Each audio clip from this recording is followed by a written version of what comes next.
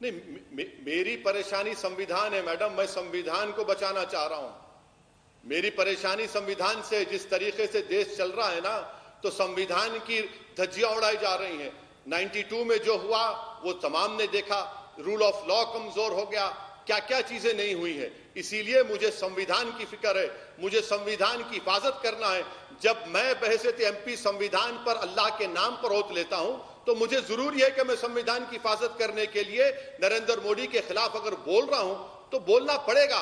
अगर कोई नहीं बोलता है तो वो उनका जमीर उनको अगर गवारा करता है तो वो जाने, मगर मेरा जमीर मुझको गवारा नहीं करता कि मैं खामोश बैठा रहूं कि संविधान की धज्जियां उड़ाई जा रही हैं। इसीलिए मैं आवाज बुलंद कर रहा हूं और मुझे यकीन है कि देश का एक बहुत बड़ा हिस्सा मेरी आवाज को तायीद करेगा। वो सामने आकर नहीं कहेगा, मगर दिली दिल में वो जानते हैं कि जो असदुद्दीन ओवैसी कह रहा है वो सच कह रहा है। जय हिंद। कुछ लिखा है वतन के हालातों पर, जिसको समझना होगा समझ जाएगा, जो नहीं समझा उसका अपन को कोई लेना देना है नहीं। कि हाथों में लेके पत्थर और पेट्रोल बॉम्ब्स ये वतन का सम्मान बचाने निकले हैं, ये सिर्फ हरामखोर हैं साले, अपने दंगों की दुकान बचाने निकले हैं। मैं ना समझ हूं और अनपढ़ भी, मैं ना समझ हूं और अनपढ़ भी।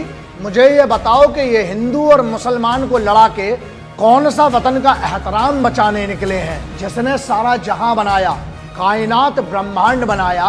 सुना है कुछ बेवकूफ उसका मकान बचाने निकले हैं। ये वतन से कैसी मोहब्बत है कि कानून की धज्जियां उड़ाकर ये वतन का सम्मान बचाने निकले हैं। जिनकी जुबान पर लकवा मार जाता है जय हिंद, वंदे मातरम, भारत माता की जय, हिंदुस्तान जिंदाबाद, मादरे वतन कहने में। सुना है वो सभी भांड इकट्ठे होकर मेरे भारत का संविधान बचाने निकले हैं। इसके बाद आखिरी में वो जो चरस सम्राट है ना, गांजा नरेश, चरस और गांजा संगठन का, अफीम संगठन का जो प्रेसिडेंट है, उसके लिए, सब जानते हो बेवकूफ को, उसके लिए है कि सुना है जिनसे खुद के घर लंगोट लौंडे संभलते नहीं, जिनसे खुद के घर लौंडे लंगोट संभलती नहीं, जिनकी पूरी जिंदगी हिंदू मुस्लिम को बांटने में गुजरी है, वही जो सुबह सुबह चरस की चाय के साथ गांजे के पराठे और अचार अफीम का खाता है, सुना है वो आजकल हिंदुस्तान बचाने निकले हैं।